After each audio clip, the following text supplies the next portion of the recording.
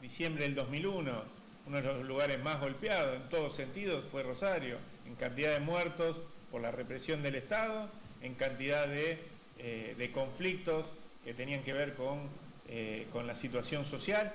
89, lo saqué del 89, digo, Rosario ha estado muy atado, y también ha estado muy atado en momentos de alza, fundamentalmente, con el crecimiento, ¿no es cierto?, y el desarrollo que ha tenido en función de haber sido un polo,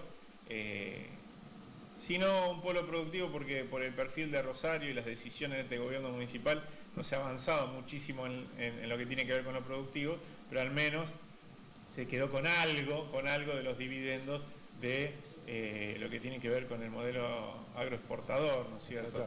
¿Hay proyectos o pueden generarse en la órbita municipal proyectos que tengan que ver con eliminar las marginalidades de la vivienda, por ejemplo, la posibilidad de regularización de lotes, de hacer planes, o la municipalidad no tiene una... No, sí, por supuesto que se puede. Evidentemente hay escalas que requieren de intervención de distintos niveles de Estado, pero la ciudad de Rosario es una ciudad que por las dimensiones que tiene debe empezar a requerir en muchísimas áreas. Nosotros lo hemos señalado, por ejemplo, siempre en materia de seguridad pública, con la posibilidad de una policía municipal, y en otras áreas lo venimos pidiendo. Hace muy poquito aprobamos en el Consejo una iniciativa de nuestra autoría que requiere que se traslade desde la provincia al municipio potestades que tienen que ver con la defensa del consumidor, la Ley de Defensa Nacional de Defensa del Consumidor. Es decir, las dimensiones que hoy tiene Rosario lo ponen en un lugar donde, primero, gran parte de la ciudadanía entiende que todos los reclamos tienen que ser canalizados por la órbita municipal, a veces aunque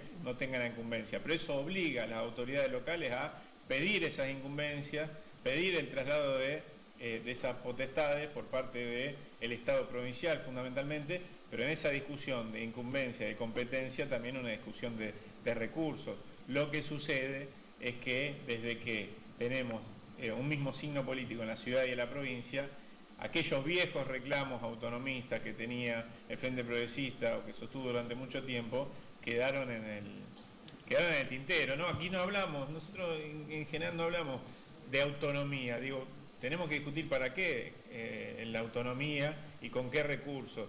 Nosotros en general hablamos de discutir competencias y recursos por cada uno de los temas en los que se requiera una actuación mucho más protagónica del municipio. Uno puede ser tranquilamente el de viviendas, donde cotidianamente nos encontramos con situaciones de crisis porque crece la población de Rosario, porque muchísimos asentamientos irregulares evidentemente son, tenemos 3 veces más asentamientos irregulares que la ciudad de Córdoba, por ejemplo, e indudablemente no hemos tenido las políticas necesarias para terminar de alguna manera con ese tipo de situaciones o aminorarlas, ¿no? Dejemos un poquito de esto y vamos al punto de vista político, ¿no? Sí. Hoy hay un clima, bueno, si empezamos los Estados Unidos, desde el ascenso de Trump hasta las cuestiones de Evo Morales en Bolivia, el ascenso de la hija de Fujimori en Perú, las denuncias que vaya la policía a buscarlo a Lula en la casa, la denuncia contra el presidente de Ecuador, y en la Argentina parece que a Cristina Fernández le quiere meter presa. ¿Es una casualidad todo esto?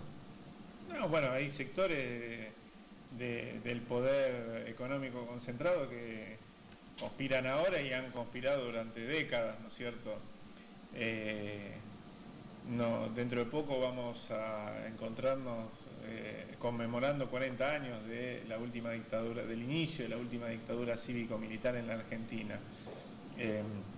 No es casualidad que en momentos donde se producía aquel golpe, otros países de Latinoamérica de alguna manera atravesaban el mismo atolladero, la misma situación, ¿no es cierto? Y muchos años después de largos y cruentos procesos neoliberales en todos nuestros países, evidentemente aquellos que se han visto, no desfavorecidos, pero seguramente tocados sus intereses por el resurgir de grandes movimientos nacionales que han marcado el ritmo de esta última década en Latinoamérica, evidentemente también hacen su juego, hacen política, a veces hacen política tras bambalina y con el intento de generar procesos destituyentes, y evidentemente usan todo lo que tienen a mano para eso. El caso de Lula es una prueba piloto. creo que les salió mal, ¿no es cierto? Lo dijo el mismo Lula, golpearon a la bestia, ¿no es cierto?, en el rabo y no en la cabeza. Y alguien dijo que lo quieren, que están en una disyuntiva la clase dominante de Brasil, ¿no? Porque si lo matan, se convierte en un mito, ¿no es cierto? Si lo meten preso, va a generar una movilización masiva de dimensiones nunca vistas. Y si lo dejan libre, va a ser presidente, no tenemos duda. Entonces, indudablemente, el error conceptual que cometen es creer que los liderazgos son algo, una ficha que puede ser borrada del mapa. Detrás de lo del liderazgo hay movimiento de masas, hay trabajadores, hay humildes que adhieren a una política, ¿no es cierto? Entonces, estén o no estén esos líderes, que evidentemente encarnan esa movilización y esos deseos emancipatorios, esos sectores populares buscarán el camino para de alguna manera recuperar terreno, ¿no? Para terminar, usted habló del 24 de marzo y hay una pregunta que nunca le hice, ¿no? En lo personal, en lo que hace a usted mismo y su propia historia de vida, ¿qué siente cuando llega una fecha de esta? Nada en particular que no sienta los otros días, pero creo que el 24 de marzo siempre ha sido una fecha de inflexión para el pueblo argentino. Recuerdo particularmente una fecha, un 24 de marzo de hace 20 años, donde ahí sí uno puede tener una referencia personal porque hubo toda una generación de jóvenes que en ese momento teníamos 18, 19, 20 años, que nos incorporábamos o hacía tiempo nos habíamos incorporado a la militancia, pero que empezábamos a plantear la discusión sobre lo que había sucedido en ese momento, 20 años después, en plena noche neoliberal, 20 años antes, ¿no? Y entender que el pasado no está muerto, sino que está presente precisamente en este presente a través de otros intereses. Y lamentablemente la recuperación democrática en la Argentina no significó la erradicación de los intereses que habían llevado esos intereses concentrados, económicos, etcétera, al golpe. Muchos de los factores, incluso enquistados en la institucionalidad, siguieron